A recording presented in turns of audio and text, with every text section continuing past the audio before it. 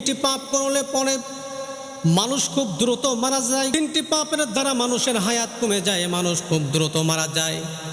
আমার ভাইরা বলুন তো দেখে, হায়াত মৌতের মালিককে? আল্লাহ রাব্বুল আলামিন হায়াত মৌতের মালিক।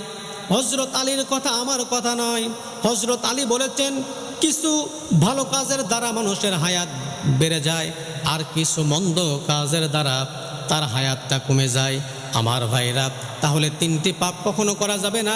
তিনটি পাপের দ্বারা মানুষের হায়াত কমতে থাকে। এক নাম্বার হলো আল্লাহ রাব্বুল আলামিনের সঙ্গে শরীক করা। আল্লাহ রাব্বুল আলামিনের সঙ্গে শিরিক করে যারা, তারা কখনো জান্নাতে যেতে পারে না, তারা যাবে জাহান্নামে। কথা বলুন ঠিক কিনা? সুতরাং শিরিক করলে আস্তে আস্তে ওই ব্যক্তির হায়াত কমতে থাকে। কথা বলুন ঠিক কিনা? আমার ভাইরা, আল্লাহ রাব্বুল আলামিন এই শিরিক সম্পর্কে বলেন, ইন্নাল্লাহা লা ইয়াগফিরু আন ইউশরাকা বিহি ওয়া ইয়াগফিরু মা দুনা যালিকা লিমান ইয়াশা। আল্লাহ রাব্বুল আলামিন সব গুনাহ মাফ করেন, কিন্তু শিরিকের গুনাহ কখনো মাফ করা যাবে না। এই জন্য আল্লাহর সঙ্গে কখনো শিরিক করা যাবে না। আল্লাহ রাব্বুল আলামিনের যেই গুণগুলো আছে, হুবহু মানুষকে সেই গুণ মনে করা, যেই গুণের অধিকারী মনে করা, এটা যারা করে অবশ্যই আল্লাহ রাব্বুল আলামিনের সঙ্গে শিরিক করে। আমার ভাইরা, শিরিকের অনেক লম্বা ব্যাখ্যা আছে, তাহলে শিরিক করা যাবে না। 2 নম্বর হলো, পিতামাতার সঙ্গে কখনো খারাপ আচরণ করা যাবে না।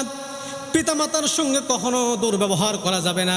আমার ভাইরা, আরেকটা তথ্য আপনাদের সামনে তুলে ধরি, সেটা হলো এই কুরআনুল কারীমের ভিতরেই নামাজের কথা আছে, কিন্তু নামাজের ব্যাখ্যা কিন্তু কুরআনুল কারীমের ভিতরে নাই, সেটা আছে হাদিসে।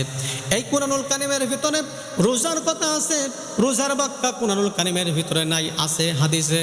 যাকাতের কথা আছে কুরআনুল কারীমের ভিতরে, যাকাতের ব্যাখ্যা নাই। হজের কথা আছে কুরআনুল কারীমের ভিতরে, হজের ব্যাখ্যা হাদিসে আছে। কিন্তু আল্লাহ রাব্বুল আলামিন পিতামাতার সম্পর্কে বলতে গিয়ে আল্লাহ রাব্বুল আলামিন বলেন, ওয়া ক্বাদা রাব্বুকা আল্লা তা'বুদু ইল্লা ইয়্যাহু ওয়া বিল ওয়ালিদাইনি ইহসানা ইম্মা يبلغن عندك الكبر أحدهما أو كلاهما فلا تقل لهما أف ولا تنهرهما وقل لهما قولا كريما। জোরে বলুন আল্লাহু আকবার। আমার ভাইরা, পিতামাতার সঙ্গে খারাপ আচরণ করা যাবে না, খারাপ ব্যবহার করা যাবে না, ও শব্দটা পর্যন্ত তাদের সামনে তুলে ধরা যাবে না। আমার ভাইরা, তাহলে কুরআনুল কারীমের ভিতরে পিতামাতার সম্পর্কে অনেক ব্যাখ্যা করে বলেছেন। তাহলে 3টা অপরাধের 2টা অপরাধ হলো পিতামাতার সঙ্গে খারাপ আচরণ করা যাবে না। আমার ভাইরা, 3 নম্বর হলো মিথ্যা সাক্ষ্য দেওয়া যাবে না। এই মিথ্যা সাক্ষ্য যদি আমরা দেই, তাহলে আমরা আস্তে আস্তে কিন্তু মৃত্যুর দিকে চলে যাব। আমার ভাইরা, আমার বাংলাদেশে বলুন তো দেখে, মিথ্যা সাক্ষ্য আছে নাকি নাই? গত 17টা বছর ধরে তো আমরা দেখেছি 200 টাকা দিলেই একটা মিথ্যা সাক্ষী পাওয়া যায়, তো ঠিক কিনা বলেন? এই জন্য আমার ভাইরা, মিথ্যা সাক্ষী দিয়ে আলেম উলামাদের উপর জেল জুলুম জরিমানার স্টিম রুলার চালানো হয়েছিল শুধুমাত্র মিথ্যা সাক্ষী দিয়ে। এই জন্য আমার ভাইরা, পৃথিবীতে যতদিন পর্যন্ত বাঁচবেন কখনো মিথ্যা সাক্ষী দিবেন না। এই মিথ্যা সাক্ষী যদি আপনি দেন, জান্নাতে না জাহান্নামে যাবেন। এবং পাশাপাশি আমার ভাইরা, আমাদের হায়াত আস্তে আস্তে আরও দ্রুত কমতে থাকবে। কথা বলুন ঠিক কিনা?